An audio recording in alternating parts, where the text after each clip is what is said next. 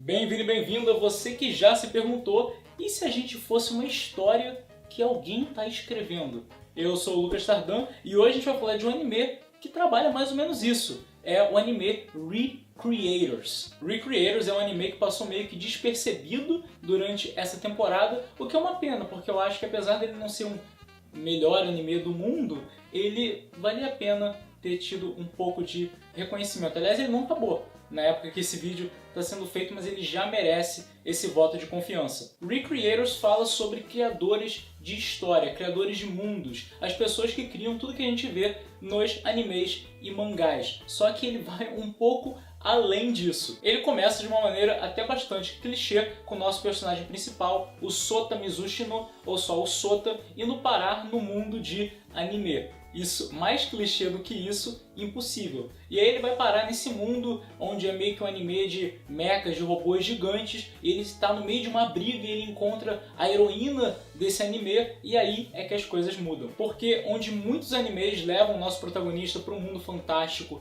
e ele fica nesse mundo fantástico, dessa vez ele retorna para a Terra, para a nossa realidade, e traz junto a heroína daquele anime. E é interessante porque, como o nome já diz, Recreators trata deles, dos criadores e das suas criações. Então a Celésia, que é essa heroína que ele conhece logo no começo, não vai ser a única que vai ser trazida para a Terra, mas também muitas outras criações que vão ter a oportunidade de conhecer os criadores delas. Olha que loucura! Eles mostraram até o presente momento a grande maioria dos gêneros de animes e mangás, como por exemplo colocando a Celésia, que eu já mencionei, que ela vem de um anime de robôs gigantes, mas também tem, por exemplo, a Meteora, que é de um RPG de mundo aberto. Nós temos também a Alicetaria, ou Alicetaria, que é de um anime medieval, ela lembra um pouco a Saber de Fate Stay Night. Você tem a Mamika, que é uma garota mágica, bem o estilo, não da Madoka, que é uma desconstrução, mas bem o estilo Sailor Moon,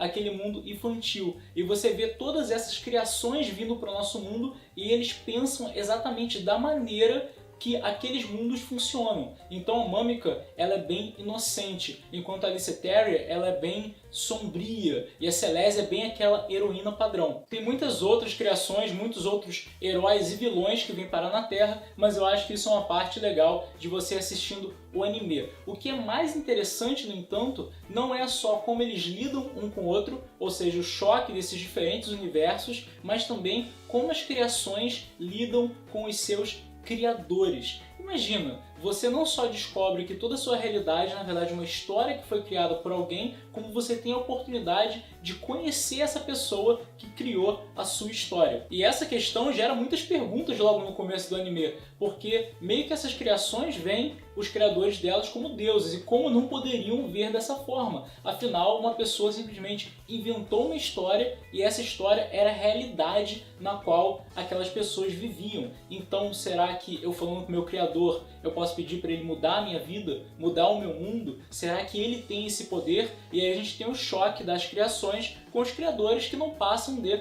humanos normais. E aí eu já tinha mencionado o choque dos gêneros dos mundos criados, mas é interessante ver também o choque entre os gêneros dos diferentes criadores. Você tem o cara lá que cria anime de robô gigante, você tem o outro que cria animes para adultos, e contra o cara que faz só aqueles dating simulators, um negócio meio visual novel de romance, cheio de erogê e cenas de, enfim, sensuais. Você vê como é que é diferente, e é muito legal porque não mostra só os criadores, como também os ilustradores. Então é meio que um embate entre os mundos que eles criam e a própria produção desses mundos. E seria uma pena, seria quase um pecado, na verdade, dado o enfoque dessa história, se eles não tentassem quebrar pelo menos um pouquinho da quarta parede. Para você que não sabe, quebrar a quarta parede é quando uma criação tem noção de que existe um espectador, que ela está dentro de uma história. E eles fazem isso, eles não chegam a quebrar, pelo menos por enquanto eles não quebraram a quarta parede,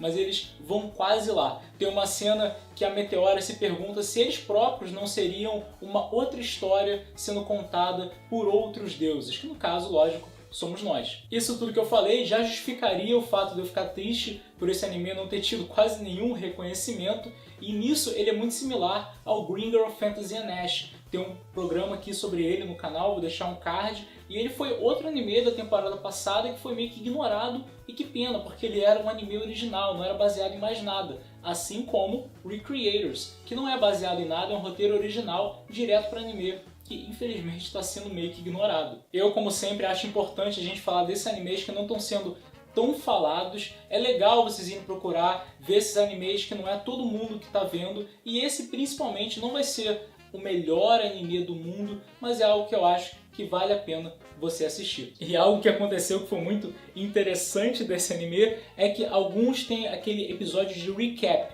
quando eles chegam em certa parte da trama e eles pegam um episódio só para revisitar os episódios passados. Eu sempre pulo esses episódios porque você não perde nada, você está basicamente revendo o que você já viu. Só que esse, eles falaram tanto do episódio de recap que eu voltei e assisti. E olha, o melhor episódio de recap que eu já vi na vida. Quando chegar nessa hora, não pule o episódio porque ele vale muito a pena.